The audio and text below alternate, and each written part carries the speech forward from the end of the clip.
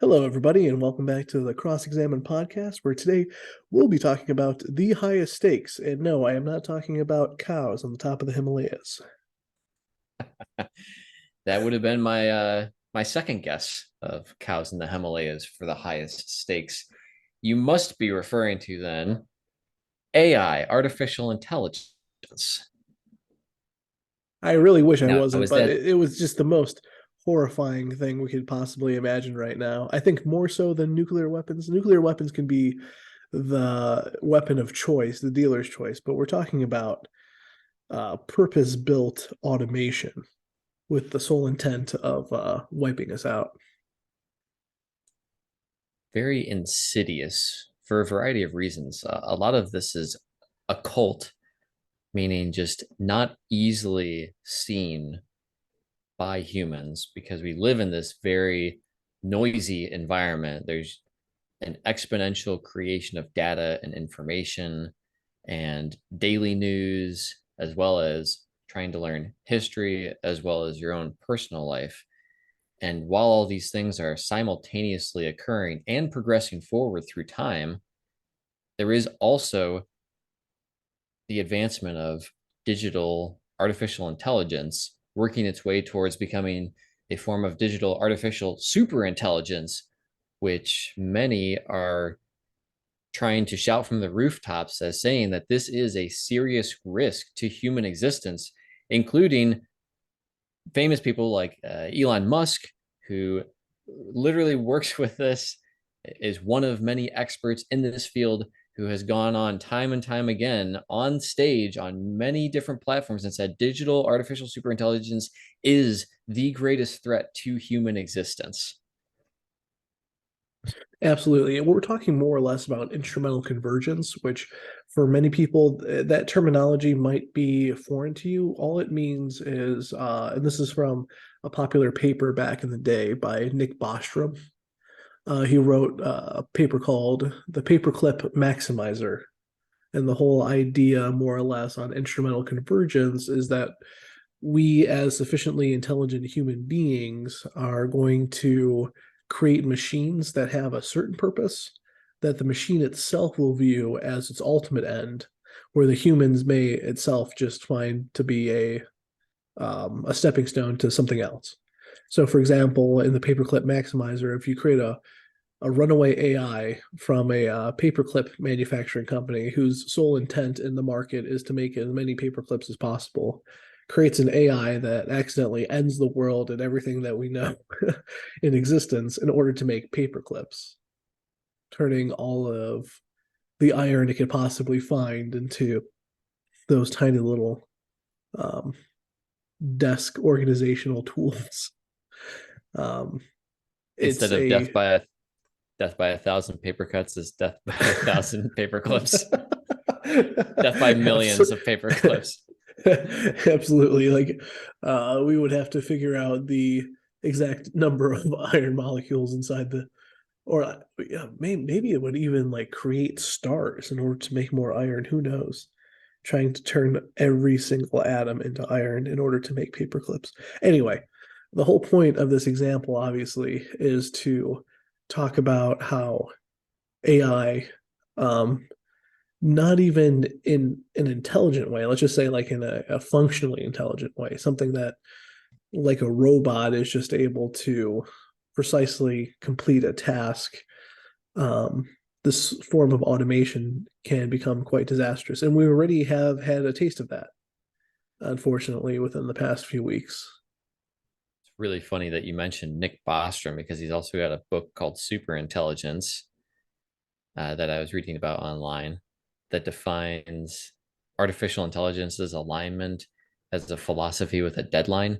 And it seems like the ideas of the book basically argue that they argue like three things essentially, which is humorous that there's also the paperclip example.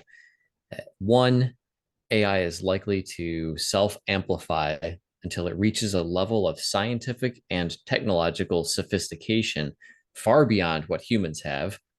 And two, once it reaches that state, humans will essentially have no say in what happens next. And three, it is very hard to make sure that an AI will have our true interests at heart. Yeah, especially if it is an unwise machine. If it's something that is just the downstream effect of automation that has become sophisticated, and yet remains, uh, you could say primitive in its intentional design, its intentionality. So, we're almost worried about creating like a bizarro Superman here, something that lacks intelligence but is like the same power and capability as Superman. And that is pretty terrifying, especially when you consider that it will work, um, without tiring. It will never change goals. It'll just continue down like the singular path.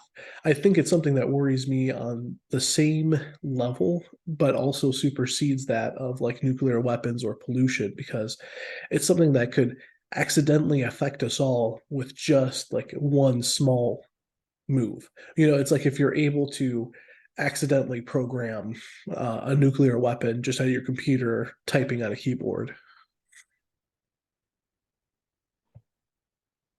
Yeah, there's a lot of thoughts that I'm thinking about right now. Like, at least nuclear weapons are, they're known to be so destructive that because of this imminent threat, both to others and like the mutually assured self-destruction concept, they're at least guarded by some of the most powerful safeguards that we have. Like I find it unlikely that a president or leader of a country would just be able to, there's a series of gates that have to be opened before human destruction is imminent with that, because Yeah, we know they're so destructive. But with AI, it seems like there is a big field of vulnerability. There haven't been any uh, safeguards to my knowledge, that have been erected, because we're not really sure what the threat is or how it would go about doing it, because we don't really know its strategies. We don't know what the effects would really be. It's very nebulous, and because we don't really understand how it works, it really leaves us in a fog of war. I remember reading a couple months ago that the people who were overseeing and administering the YouTube algorithm, they admitted that they don't understand how the algorithm works anymore. And that is, yes, just a video sharing website, but it's so unsettling and alarming that the people who are overseeing something don't know how it works. right. Which is why when people tinker with it or they start to inject their own political biases, especially if those biases are unwise, you might have downstream effects that we are just, we completely, um, are masked from the linearity to trace back its origins. It's too much of the that's what we mean by like complications, is that there is no just like direct linear path back that we can trace. So it's kind of like, you want to trace every dollar inside the American system. Good luck. It's just that would be quite an impossible task to undertake. Even though they have serial numbers and all this kind of stuff, it would just be impossible to know where each and every dollar goes. Um, which is why I'm also like, but that's not something necessary either. That's not something that we should desire to want to do either. Would they give us the best and most accurate data? Yes. Would it be a complete and utter destruction of our private lives? Yes. Those two things do go hand in hand. You can't get better data, I think, without infringing on privacy on like the grandest scale. I think those two things definitely go hand in hand. Because you're talking about like the whole point of privacy is to mask certain information from the public.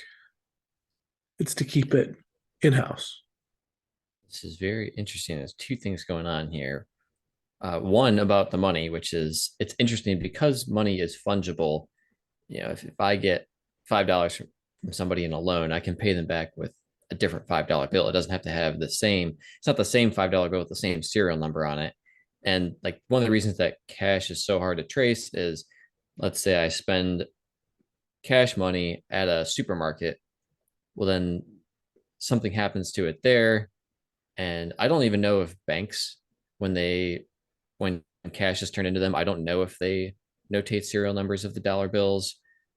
But if anybody does, it would only really be the banks. And if your money transfers hand among normal citizens or maybe mom and pop shops and then they spend it somewhere else, by the time each dollar bill's serial number is notated, there was a lot of the path that is unknown. So it would create a lot of false paths. It might look like a dollar or a 20 or a 50 went from one person's bank account to a movie theater back to the bank, but it might have actually exchanged hands 20 or 30 times across multiple states. Maybe it got spent in another country on vacation. And what I'm getting at here is there's a lot of obfuscated data, and that is privacy, as you described, which leads me back to the AI having privacy. Because if we don't understand what it's doing, even if we are able to kind of look through a peephole and generally see, okay, there's a lot of commotion going on in the hallway, but I don't know until I maybe open the door, go into the hallway, start asking people what's happening. But if it's this really busy hallway, uh, there's a lot of unknowns here. So if the AI has privacy, it could do things without us knowing. And even if it were to be forced to reveal certain information, how would we guarantee that it's doing what we're telling it to do, that it's revealing the whole truth and nothing but the truth, instead of, Right. it's to my advantage, or maybe I just don't know how to correctly perform this task, and I cannot be properly audited because my programmers don't even know how I work. So there could be danger due to lack of proper implementation of auditing. There could be danger due to some sort of weird autonomous functionality where the AI chooses to disclude certain information, which would be crucial to us implementing corrections. It could just literally go so many different ways, almost none of them being to our advantage. Like if you could know or Yes. not know how something is functioning that exerts a lot of control over you, you would want to know how it works. Like if there's a ventilator at a hospital that breathes for someone, we want every line of that code to be manipulatable, to be understood. We have to know the functions of all the code that's running that. And yet we have these computer programs that are just running loose. Yeah, just like they're creating one of a kind artwork, they're writing papers, they have access to any information that's online. They can create things that are lies, even if they don't even know it's a lie. Like with Chat GPT, I've seen a lot of videos online where people who are experts in that field will analyze something that Chat GPT has created, and they will break it down and say, well, this is true, this is not true. But Chat GPT is providing this information in a way where it comes off as confident. It comes off as, oh yeah, this is the truth, when in fact it could be the truth, or it could be very far from the truth, or it could be, hey, here is the crux of this argument, and because it's a failure here, or because it's incorrect here, it's making this large assumption, and as the audience would read it, it appears as though that's true. So then they will base something else based on a faulty foundation, and that's just Chat GPT, because there are other things out there that are potentially more dangerous that you were telling me about, actually, if you wanted to jump into that at all. Yeah, I think if people haven't heard by now, and kind of what we've been building up towards this entire conversation is that there has been, I would say, an attempt against all our lives. And I tried not to say that loosely or satirically, but it's a program came out not too long ago. You may have seen it, you may have seen news about it, called Chaos GPT, which the whole entire purpose of it was to modify a version of Chat GPT. but give the instructions, give the AI instructions, call it an AI or not, whatever it is, some sort of um, intelligent mimicking machine that has great capability, let's just say, in order to find a way to destroy humanity. And why it sounds like science fiction first off, but I think people should take this deathly seriously because we are at an age in which um, our programming has taken different forms in which the programming itself is becoming automated.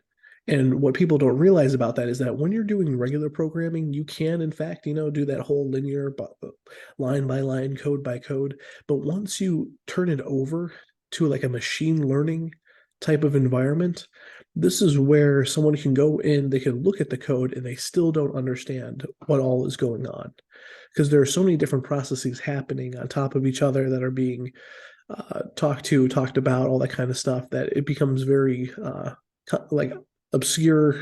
And as we were talking about before, like it's almost like the information, even though it's publicly available to us, isn't understood by us. So it ends up acting as like a type of privacy for the AI. Now, you combine that with something like Chaos GPT, which like the whole thing is just like it's sending out information everywhere to like figure out and problem solve the extinction of humanity.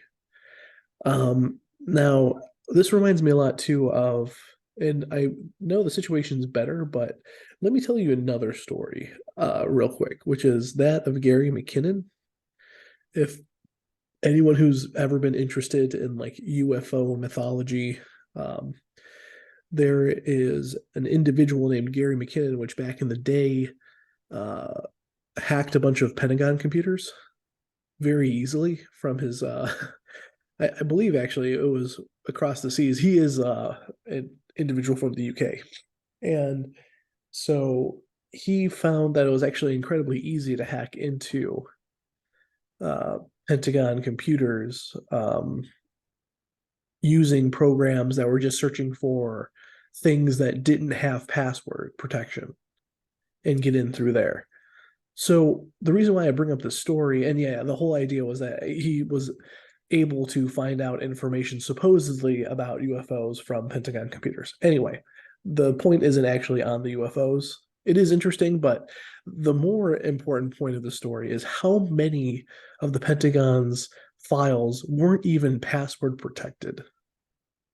Now, just imagine something like an automated uh, system like Chaos GPT just coming across this sort of everything that's on the wide web out there, and it's working tirelessly without stopping, never changing its goals, doesn't give a shit about being caught. That's the other thing too. Like, when you're starting this process, it doesn't have any like fear for itself being deleted. It's just more or less a runaway machine.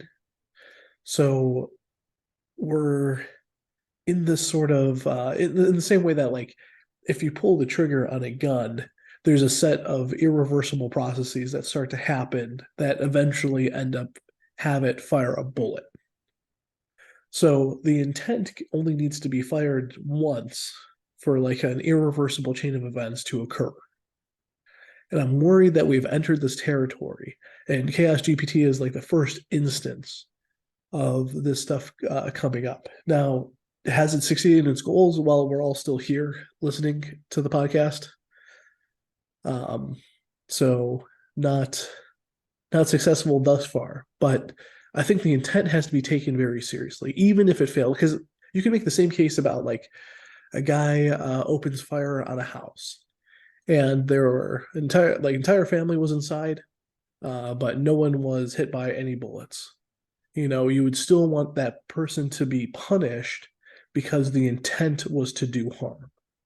And I think even if Chaos GPT, we live in a strange age where everyone finds this sort of like misanthropic um, landscape to be hysterical. And so, like, even if those done on parody or satire, developing this Chaos GPT, which, like, in the name, you could almost already sort of feel like this person is just fooling around. This person should be punished severely by my calculation. I think this is on the same level of intending to do harm. Well, I shouldn't say like intending to, like, even if they didn't have the intention to do harm, the fact is that they're like operating irresponsibly with a technology. Like if you were fooling around with a gun, you don't want to say that that person was, even if they didn't have the intention to kill someone, if they did kill someone, they should still be accountable. So the fact is that we lack, I think, a lot of these legislative areas, and I think even more importantly and more terrifying is that we don't necessarily would know, I think, who even caused it to begin with. Wow, that was all beautifully said. There were a lot of great ideas that you brought up there. I didn't know that story of the UK guy. A couple of things that really stood out to me. Your mention of responsibility being distinct from motive and intent, which is very important. And that's why people who drive drunk and hit a kid, kill somebody, they are still held responsible. You can't say, like, well, I didn't intend on killing anybody. Well, sure, no, not many people who drive drunk and cause loss of life intended on doing that, but they still have to be held accountable for their actions.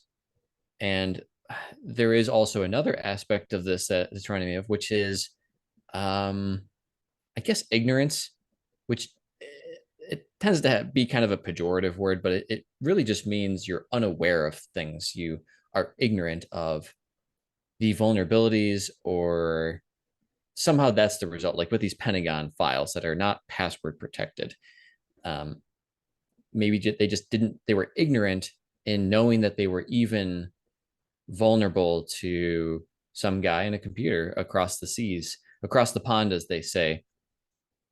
As well as there are some things that are just, there will always be a way to access information. So something that I would like to bring up is about like password protection of files. uh, I want to make sure that we don't just think of, oh, well, as long as we password protect things, then Chat GPT or some other AI won't be able to access them. Because if you think about a file as a room, it's not that it's this impenetrable room and the only way in is through the door, which requires a password.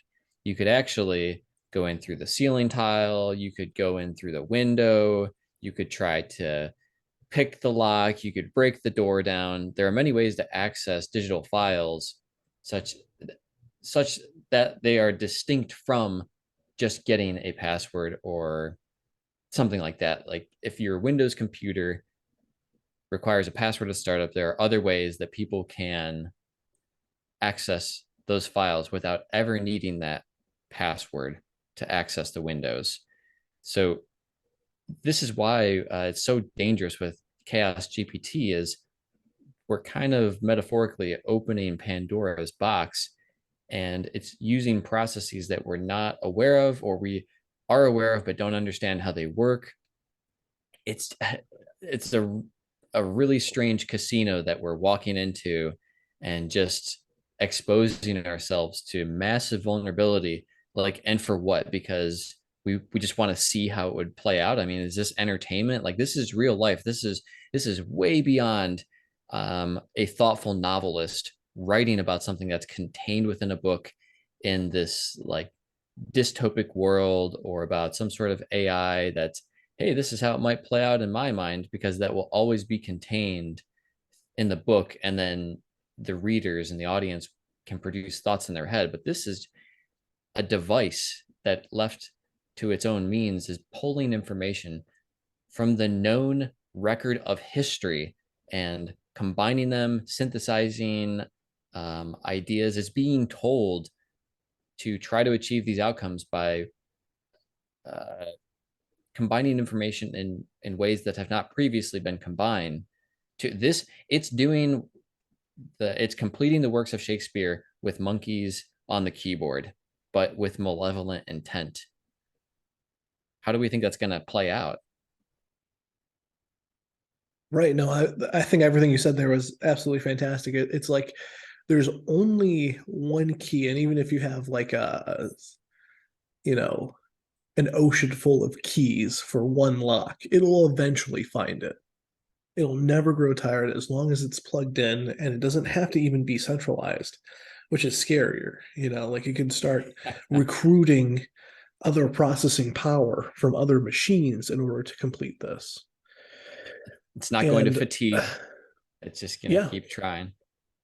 yeah, and I think people also need to understand the story that I told about Gary McKinnon. Gary McKinnon has been essentially locked up in his own country because even though the UK has blocked extradition to the United States, um, for reasons involving, like they're essentially like it's pretty clear that this individual is on the spectrum, and they're kind of complaining, or not complaining, I'm sorry, they more or less have concluded that he is maybe not fully uh capable of knowing the intent, or like the extent of what he tried to do.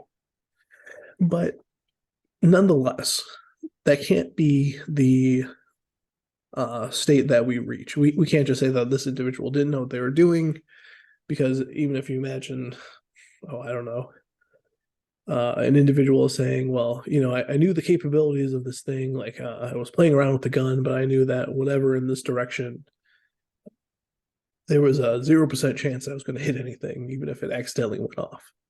That even if that were true and nothing actually happened, again, we need to reassess and address the responsibility aspect. Now, the United States has been trying to get Gary McKinnon for years. This happened in 2002, and they're still trying to get him. So the problem that I have is that if we don't take the guy who developed Chaos GPT seriously, like this, we will have more people attempting this. There needs to be, in my estimation, a serious thought towards not only punishing these individuals, but setting a precedence that then we can use and make it known that this is a very top level serious offense, and start putting things in place. Now, am I afraid that something like this is going to cause another like Patriot Act? We're going to be losing freedoms and stuff like that. In some cases, I actually think that this might be true, but it actually might be worth doing. And I don't say that lightly. I'm very much like a small government guy to begin with.